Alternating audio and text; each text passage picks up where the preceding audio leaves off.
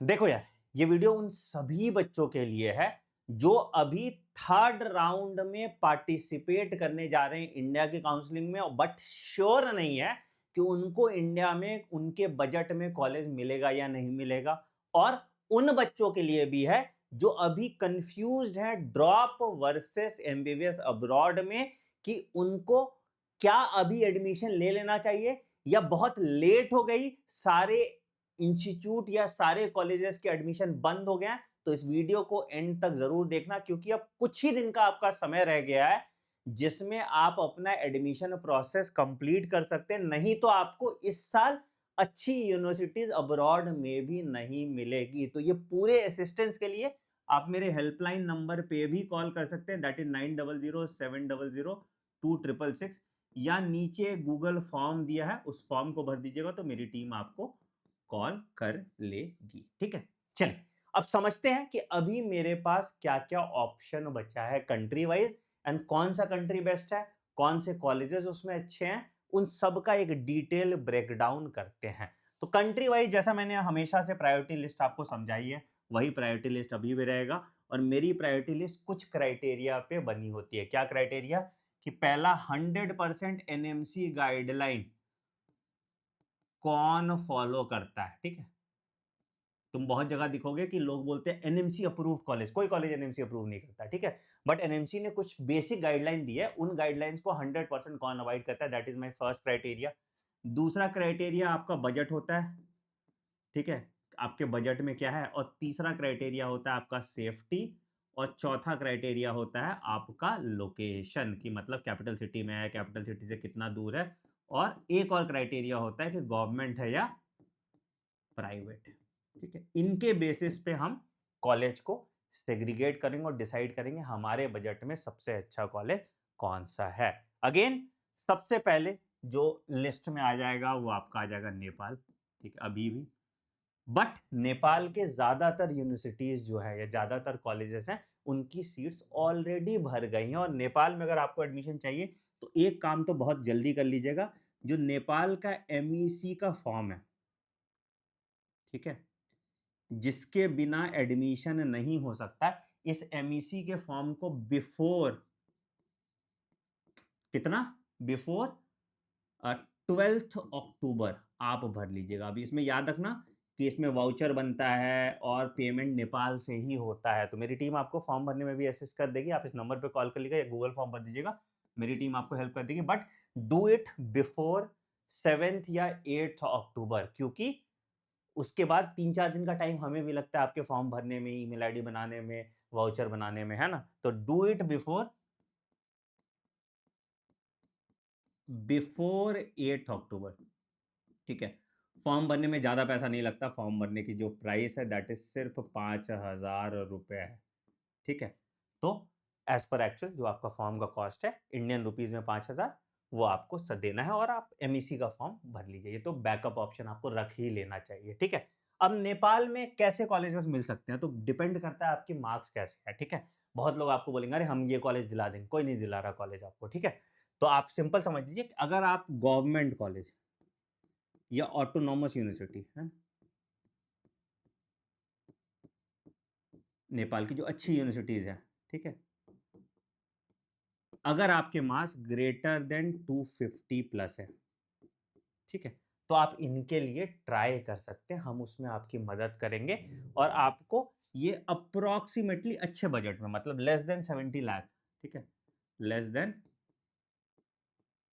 65 to 70 lakh में college आपको मिल जाने की संभावना है। ठीक है, बैकअप ऑप्शन में आप कुछ कॉलेजेस और रख लेंगे, जैसा कि जैसे मैंने आपको बताया कि लुम्बिनी, मणिपाल, इन सब की सीट्स भर गई, अभी कुछ कॉलेजेस बचे हैं, उसके लिए आप टीम को कॉल कर लीजिएगा, वो आपको उसके लिए असिस्ट कर देंगे। तो ये आपका प्रायोरिटी 1 होगा नेपाल में, और प्रायोरिटी 2 में आप आ जाएंगे प्राइवेट कॉलेज के लिए। ठीक है, ये भी याद रखिएगा बेटा, ये कॉलेजेस भी जो है ये first come first serve basis पे, आपके मार्क्स के बेसिस पे मिलेगा। तो इसलिए जितना जल्दी आप इनके लिए अप्लाई करेंगे उतना बेटर होगा आपके लिए, क्योंकि हर कॉलेज का 4 से 5 सीट ही है। 250 से कम नंबर है तो आप प्राइवेट कॉलेजेस के लिए ट्राई कीजिएगा, आपको ऑटोनॉमस यूनिवर्सिटीज नहीं मिलेंगी, ये भी क्लियर कर देता हूं में, ठीक है। नेपाल का जो एडमिशन प्रोसेस है, ठीक है, वो एडमिशन प्रोसेस पूरा कंप्लीट होगा बाय नवंबर के लास्ट वीक, ठीक है। और सेशन जो है सेकेंड वीक ऑफ दिसंबर को स्टार्ट हो जाएगा, ठीक है। तो ऑब्वियसली थोड़ा तुम्हारा टाइम तो बर्बाद हो रहा है, आप नेपाल अगर जा रहे हैं तो, मतलब तुम्हारा लगभग 5-6 महीना एक्स्ट्रा तुमको लग रहा है, क्योंकि सेशन ही तुम्हारा एक्सटेंड कर गया। तो एनएमसी गाइडलाइन के हिसाब से तुमको 54 महीने का कोर्स करना है, 1 साल का इंटर्नशिप करना है, फिर लाइसेंस टू प्रैक्टिस नेपाल में देना है, फिर इंडिया आके नेक्स्ट वन देना है, फिर आपको 1 साल इंटर्नशिप इंडिया में करना है, और फिर नेक्स्ट 2 देना है। तो ये बड़ा इंपॉर्टेंट हो जाता है। तो this is all about Nepal. तो अगर आपका बजट ग्रेटर देन 60 लाख है, ठीक है, तो आप नेपाल का ऑप्शन अभी भी ऑप्ट कर सकते हैं। कुछ कॉलेजेस हैं जिनमें इनकी सीट्स अभी भी बची हुई हैं, जो आप हमारी टीम की मदद से अपना एडमिशन कंफर्म करा सकते हैं। This is the best option अगर आपका बजट 60 लाख है आज के दिन में भी, ठीक है। नेपाल के बाद जो दूसरा कॉलेज है, दैट इज इन बांग्लादेश, ठीक है। बांग्लादेश में भी अभी एडमिशन ओपन है, ठीक है। बट बांग्लादेश के कुछ क्राइटेरिया है जो बहुत बच्चे फुलफिल नहीं कर रहे होंगे। सबसे पहला क्राइटेरिया कि ओनली 1 ड्रॉप, मतलब आपने या तो नीट 2024 में दिया हो या नीट 2025 में दिया हो, वही एडमिशन ले सकते हो, उसके पहले वाला नहीं, ठीक है। तो ओनली नीट 2024 या नीट 2025 आपने पहली बार दिया है तो ही एडमिशन ले सकता है, बाकी कोई एडमिशन नहीं ले सकता, ठीक है। दूसरा आपका जो है दैट इज बायोलॉजी में आपके 12th में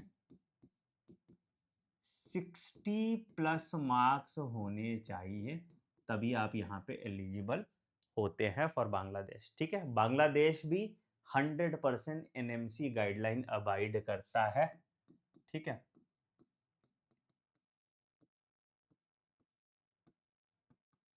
बट अगेन कुछ जो ड्रॉबैक्स है बांग्लादेश की, एक थोड़ा अनस्टेबल गवर्नमेंट है अभी, which is not India friendly, ठीक है। तो अगर तुम किसी बॉर्डर एरिया पे हो, वहाँ के कॉलेजेस ले रहे हो, तो या बहुत अच्छे कॉलेज है बांग्लादेश के, तो आप उसमें ले लीजिए, ठीक है।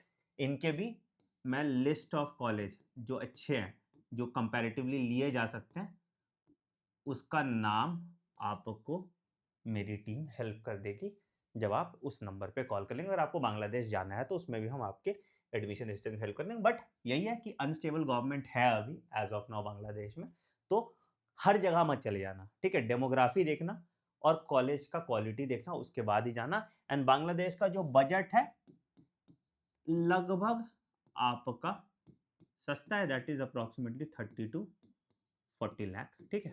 तो यहाँ पे आपको कॉलेज मिल जाता है बांग्लादेश में, ठीक है। इसके अलावा कोई जो कंट्री है वो 100% एनएमसी कंप्लायंट नहीं होती है, तो मैं उन कंट्रीज के बारे में भी आपको बता दूंगा, बट वहां पे क्या ग्रे एरिया है एनएमसी गाइडलाइन का, वो भी मैं आपको बता दूंगा, ठीक है। तो तीसरा ऑप्शन जो आप ले सकते हैं अभी, that is Serbia. Why do I prefer Serbia over Georgia? उसका कारण मैंने पहले वीडियो में भी बताया था कि सर्बिया में जो यूनिवर्सिटी आपको मिल रही है वो गवर्नमेंट यूनिवर्सिटी मिल रही है, ठीक है। तो सर्बिया में एक यूनिवर्सिटी है, दैट इज यूनिवर्सिटी ऑफ निस, ठीक है। और do not confuse Serbia to Siberia. Siberia Russia में, Serbia is a country in Europe, ठीक है। तो यूनिवर्सिटी ऑफ, यूरोपियन यूनियन का पार्ट नहीं है, ये भी याद रखना, ठीक है। यूनिवर्सिटी ऑफ निस है, ठीक है। It is a government university.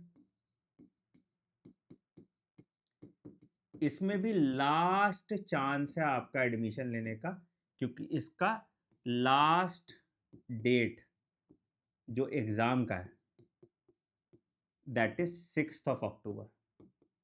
तो अगर तुम 3rd 4th 5th 4th अक्टूबर तक भी अगर आपका पासपोर्ट रेडी है, ठीक है, और तुम फॉर्म भरवा लो हमसे, तो आप यहाँ पे एडमिशन के लिए बात कर सकते हैं। इसकी अप्रोक्सीमेटली फीस 6,000 यूरो है, इंटू 6 कर लो, ठीक है। और अप्रॉक्सीमेटली इसका जो हॉस्टल फीस होगा वो 3000 यूरो इंटू 6 कर लो, और प्लस वन टाइम चार्ज जो होगा तुम्हारा वीज़ा का, ये डिटेल में मेरी टीम आपको बता देगी। तो सर्बिया में एक ऑप्शन, ये अच्छा ऑप्शन आपके पास बचा हुआ है। बट क्या सर्बिया 100% एनएमसी कंप्लाइंट है? जवाब है नहीं, ठीक है। क्या इसका कोर्स 54 मंथ का है? बिल्कुल। क्या ये 1 साल का इंटर्नशिप देती है? बिल्कुल। क्या ये लाइसेंस टू प्रैक्टिस देती है? बिल्कुल। क्या ये एग्ज़ाम इंग्लिश में होता है? यही ग्रे लाइन है, ठीक है। तो इसमें 2 एग्ज़ाम होता है, एक एग्ज़ाम इसका इंग्लिश में होता है और एक एग्ज़ाम जो इसका लीगल एग्ज़ाम होता है, वो सर्बियन लैंग्वेज में होता है। तो आपको थोड़ी सर्बियन लैंग्वेज आनी चाहिए इसके लाइसेंस टू प्रैक्टिस लेने के लिए, ठीक है। बेनिफिट एक और इसमें है कि इसके लिए जर्मनी के लिए डायरेक्ट पाथवे है। जर्मनी में आपको कोई एग्ज़ाम नहीं देना पड़ता है, जर्मनी में सिर्फ C2 लेवल लैंग्वेज एग्जाम दोगे और तुम जर्मनी में प्रैक्टिस कर सकते हो और आगे की रेसिडेंसी पढ़ सकते हो। तो ये एक एडवांटेज हो जाता है सर्बिया का, क्योंकि वो रास्ता आसान है। तुम इंडिया से भी जा सकते हो जर्मनी, या कहीं और से भी जा सकते हो, बट यहां से कंपैरेटिवली रास्ता तुम्हारा आसान होता है, ठीक है। तो ये सर्बिया का है। अगेन सर्बिया में भी तुम्हारा क्या भैया, लास्ट डेट देख लेना, बहुत इंपॉर्टेंट है, ठीक है। अगर तुम ये सारे डेट्स मिस कर जाते हो, then you should go for Georgia, ठीक है। अब जॉर्जिया में अभी एक नया लेटर आया है, जहां पे इन्होंने क्लैरिफाई किया है, मुझे भेजा था लोगों ने, ठीक है। इन्होंने क्लैरिफाई किया है जो इनकी मिनिस्ट्री ऑफ हेल्थ है। तो अच्छी बात है कि इनकी मिनिस्ट्री ऑफ हेल्थ ने क्लैरिफाई कर दिया। क्या क्लैरिफाई किया है कि जो जॉर्जिया है उसमें जो जूनियर डॉक्टर का जो हम डिग्री देते हैं, that is equal to licence to practise, ऐसा इन्होंने बोला है। अब मुझे नहीं पता कि एनएमसी इसको मानती या नहीं मानती है, बट ये एक लेटर उनके मिनिस्ट्री ऑफ हेल्थ से आ गया और इसकी एक कॉपी इंडियन एम्बेसी को भी दी गई है, ठीक है। तो टेक्निकली अगर बात करोगे तो दिक्कत नहीं आनी चाहिए, ठीक है। यहाँ पे आपको टेक्निकली दिक्कत नहीं आनी चाहिए, होपफुली। अभी तो पता नहीं है क्या होगा क्या नहीं होगा, ठीक है। तो जॉर्जिया की फायदा, अच्छे बात बता देता हूँ और बुरे बात बता देता हूँ, ठीक है। पहला कि जॉर्जिया में लॉट ऑफ इंडियन स्टूडेंट्स हैं।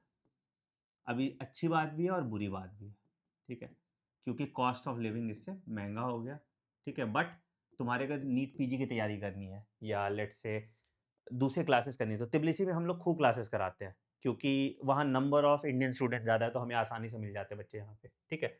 दूसरा है कि यहाँ पे जो है पढ़ाई अच्छी होती है, एजुकेशन अच्छा होता है ना। तो lot of Indian English speaking professors आपको मिल जाते हैं, तो एजुकेशन क्वालिटी अच्छी होती है, ठीक है। ड्रॉबैक्स ये है कि ज़्यादातर जो यूनिवर्सिटी है वो प्राइवेट यूनिवर्सिटी है, ठीक है। They are affiliated to hospital, इनका अपना हॉस्पिटल नहीं होता, ठीक है। तो मतलब तुमको अगर मान लो कि आज यहाँ पोस्टिंग है तो कल 10 किलोमीटर दूर होगी, फिर परसों 15 किलोमीटर दूर होगी, तो थोड़ा ट्रैवलिंग टाइम ज़्यादा होता है, ट्रैवल बहुत करना पड़ता है आपका। बट यहाँ ट्रैवल बहुत सस्ता है, बहुत सस्ता, मतलब इंडिया से भी बहुत ज़्यादा सस्ता है ट्रैवल, तो वो कंपनसेट हो जाता है, ठीक है। अगेन कॉस्ट ऑफ लिविंग थोड़ा कंपैरेटिवली ज़्यादा है, जितना अच्छा शहर नहीं है उससे ज़्यादा पैसा लग रहा है, क्योंकि जब यूक्रेन खत्म हुआ, मतलब यूक्रेन खत्म हुआ कि यूक्रेन का वॉर हुआ था, तो बहुत सारे बच्चे जॉर्जिया आ गए थे। इस कारण से बहुत सारे इंडियन स्टूडेंट्स जॉर्जिया में, खास करके अगर आप तिब्लिसी जाते हो, तो तिब्लिसी में ही इतनी सारी प्राइवेट यूनिवर्सिटीज़ हैं कि तुमको देख के ही तुम्हारा दिमाग ऐसे हो जाएगा, ठीक है। अच्छा, कैसी यूनिवर्सिटीज़ हैं सर? जो यूनिवर्सिटीज़ हैं वो प्राइवेट हैं और इनकी फीस जो है वो वेरी करती है 5000 यूरो टू सॉरी $5000 से लेके $6000 तक, ठीक है। कुछ कॉलेज $5000 की होगी, कुछ 5.5 की होगी, कुछ 6000 की, depending on the quality. Quality 19-20 होती है, बहुत छोटी यूनिवर्सिटीज होती है। मतलब हम लोग 3 एकड़ का एक रेजिडेंशियल कैंपस चलाता है, 3 एकड़ में उनकी एक यूनिवर्सिटी बन जाती है, मेडिकल यूनिवर्सिटी, ठीक है। तो ऐसा कोई बहुत बड़ा लेविश सा यूनिवर्सिटी नहीं होता, छोटे छोटे यूनिवर्सिटीज होते हैं, बट यहाँ पढ़ाई अच्छी होती है, ठीक है। तो यहाँ पे अभी के हिसाब से अगर तुम देखोगे तो there is no licensing exam, आपको देना ही नहीं है, क्योंकि जूनियर डॉक्टर तो आपको ऐसे ही बना दे रहे हैं ये। तो this also becomes a good choice और यहाँ पे एडमिशन भी होता रहेगा, 4 शिफ्ट में एडमिशन होता है, ठीक है? तो सितंबर वाला बैच चला गया, ठीक है? अब नवंबर में फिर आएगा, ठीक है? तो इसलिए 4 शिफ्ट में एडमिशन होता है, तो एडमिशन अभी इसके ओपन भी रहेंगे, तो अगर मान लो कि तुमको लग रहा है कि नहीं मिल रहा है, इंडिया काउंसलिंग वेट ही करना है, तो आप यहाँ पे जॉर्जिया के लिए ऑप्ट कर सकते हैं। जॉर्जिया में भी एडमिशन के लिए अगर आपको हेल्प चाहिए होगा, मेरी टीम आपको असिस्ट कर देगी, ठीक है? फिर आ जाते हैं रशिया के लिए।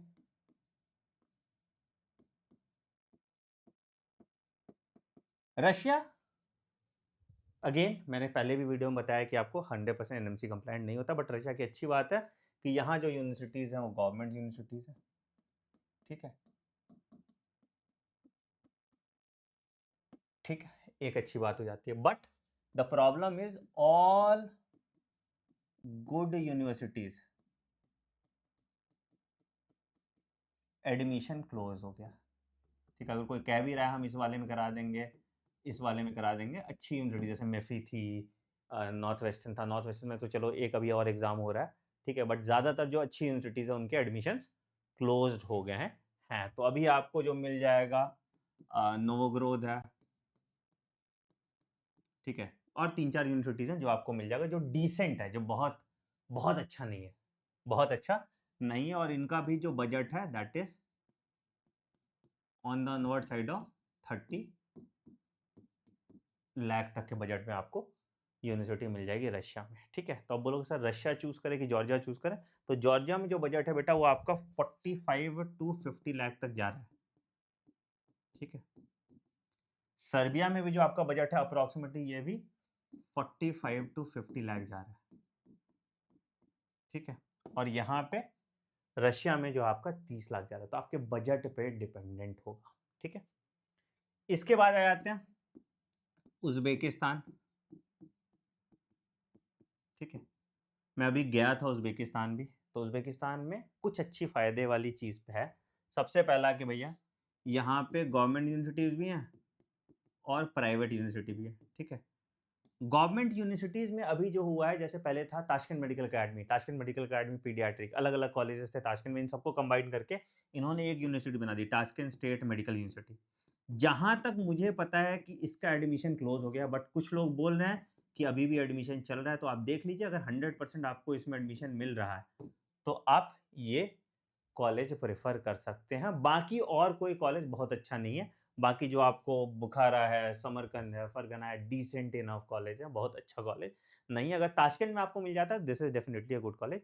यहाँ आप एडमिशन ले सकते हैं। यहाँ पे अभी के लिए प्राइवेट यूनिवर्सिटीज़ में मत जाइएगा, जब तक वो अच्छे से रेगुलेटेड नहीं हो। क्या ये एनएमसी कंप्लायंट है? यस, ठीक है। There is no licensing exam, यहाँ होता ही नहीं है लाइसेंसिंग एग्ज़ाम, तो झंझट ही नहीं होने वाला है। बट बहुत जल्दी इनका मेडिकल काउंसिल भी बनेगा और बहुत जल्दी इनका लाइसेंसिंग एग्ज़ाम भी आने वाला है। तो अगर आता भी है, तो it will be in 3 language, Russian, English and Uzbek language. तो यहाँ कोई इश्यू नहीं, ये एनएमसी कंप्लायंट है। कोर्स इनका ड्यूरेशन 54 महीने का है। ये लाइसेंस टू प्रैक्टिस भी देंगे और ये इंटर्नशिप का सर्टिफिकेट भी देंगे। तो this also you can choose. Again अगर ये मिल जाता है तो नथिंग लाइक इट, ये नहीं मिलता तो कुछ और ऑप्शन फिगर आउट कर लेना, ठीक है? कज़ाक मुझे पर्सनली पसंद नहीं है, किर्गिज़ मुझे पर्सनली पसंद नहीं है, क्योंकि किर्गिज़ में मैंने काम किया था आईएमआई बिश्केक के साथ, मेरा एक्सपीरियंस अच्छा नहीं था। आपको जाना है तो वहाँ जा सकते हैं। यहाँ पे हम लोग आपको कोई एडमिशन असिस्टेंस नहीं दे पाएँगे, मैं देना नहीं चाहता ऑनेस्टली, ठीक है? तो यहाँ पे हम लोग आपको एडमिशन के लिए कोई असिस्टेंस नहीं दे पाएँगे। तो this is all in a nutshell जो आपको हमें बताना था। तो now choose the right option for you. अगर तुमको इमीडिएट चूज करना है, ठीक है, तो दो ही जगह का में से एक अभी डिसाइड कर लो, क्योंकि इनका लास्ट डेट निकल जाएगा। एक तो नेपाल, ठीक है, क्योंकि इसका लास्ट डेट 12 अक्टूबर है, और दूसरा सर्बिया, क्योंकि इसका लास्ट डेट 6 अक्टूबर। 6 अक्टूबर को एग्जाम है, तो मतलब 5 तक भी करोगे तभी तो फिर एग्जाम दे पाओगे, नहीं तो एग्जाम नहीं दे पाओगे, ठीक है? तो ये दो में से अभी चूज कर लिए, बाकी के लिए आपके पास थोड़ा टाइम है जिससे आप इसको चूज कर सकते हैं। तो कोई भी और इशू है, कुछ भी और समझ नहीं आ रहा, तो 9007002666 ये हेल्पलाइन नंबर है। इस पे कॉल कर लीजिए। And before going for MBBS abroad, कहीं भी जा रहे हैं, क्योंकि आपके ज़िंदगी के 6 साल वहाँ लगने वाले हैं, तो जल्दबाजी का डिसीजन मत लीजिएगा। फँस गए तो 6 साल के लिए फँस जाओगे। तो सोच समझ के किसी भी कॉलेज के बारे में इन्फॉर्मेशन लेकर ही जाना है आपको। I hope I am very clear about that. On that note, I'm ending this video. Please share this video with all your MBBS abroad going friends, ताकि आप लोग गुमराह होने से बच जाएं। Take care, bye bye and have a great day. Thank you.